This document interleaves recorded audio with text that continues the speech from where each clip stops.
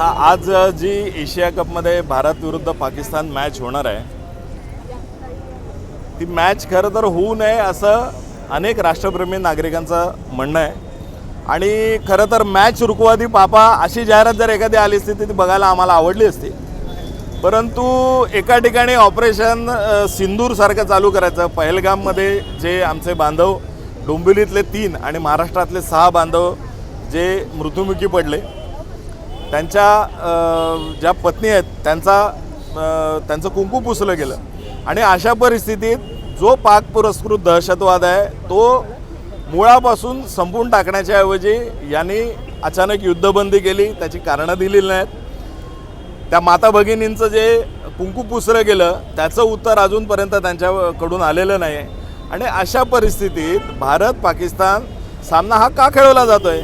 पाकिस्तान हा भारताच्या स्वातंत्र्यापासून जर दहशतवादाला खतपाणी घालतोय हे सगळ्यांना माहीत आहे. आणि दरवेळेला तुम्ही पाकिस्तानला त्यांच्या भाषेत उत्तर देऊ वगैरे वगैरे सगळ्या वल्गना करता. तर त्याच्यापेक्षा जर भारत पाकिस्तान जी आजची मॅच आहे ती खेळू नका असे आदेश दिले असते तर मोदींचा आदेश कोण टाळणार नव्हतं. पण त्या ज्या भगिनी त्यांचं कुंकू पुसलं गेलं त्याचा सन्मान राखण्याकरता आज जसं मोदीजींनी मध्ये एक अभियान काढलं होतं की घर घर सिंदूर भेजो, तो घर घर सिंदूर भेजो पेक्षा आता जर पाकिस्तान मॅच थांबवली असती तर ते बरं झालं असतं. आणि त्याच अनुषंगाने आज ओरिजिनल शिवसेनेच्या सगळ्या ज्या महिला कार्यकर्त्या आहेत, पुरुष कार्यकर्ते, त्यांच्यामार्फत आज मोदीजींना सिंदूर भेजो म्हणून त्यांना त्यांच्या वचनाची आठवण करून द्यायचा जो आजचा प्रयत्न आहे, जी निदर्शन आहेत, त्याला महाराष्ट्र नवनिर्माण सेना साथ देते. आणि एक राष्ट्रप्रेमी या नागरिकाने भारत पाकिस्तान सामन्याला जो खेळू नये अशी मोदीजींनी खरं तर सूचना द्यायला पाहिजे होत्या, त्या दिल्या नाहीत. त्याबद्दल त्यांचा निषेध करतो. आपण बघत असाल तर आमच्या डोंबिवलीकरांसाठी एक भावनिक विषय आहे.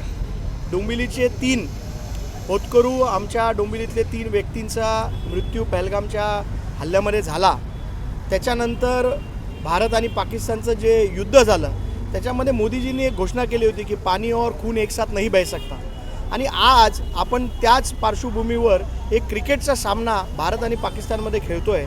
तो क्रिकेट और खून भी एक साथ नहीं बह सकता अशी आमची भावना आहे. उद्धव बाळासाहेब ठाकरे यांच्या आदेशानुसार आज या सामन्याचा आम्ही निषेध करतो. आणि ते निषेध करण्यासाठी आज हे सिंदूरच्या डब्या पूर्ण महाराष्ट्रामधून पंतप्रधान मोदीजींच्या कार्यालयाला आम्ही पाठवतो आहे.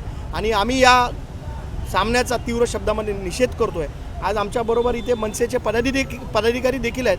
कारण हा विषय कोणा एकट्याचा नाही, हा विषय भावनांचा आहे आणि आम्ही सगळे एकत्र येऊन या विषयाचा विरोध करतो आहे.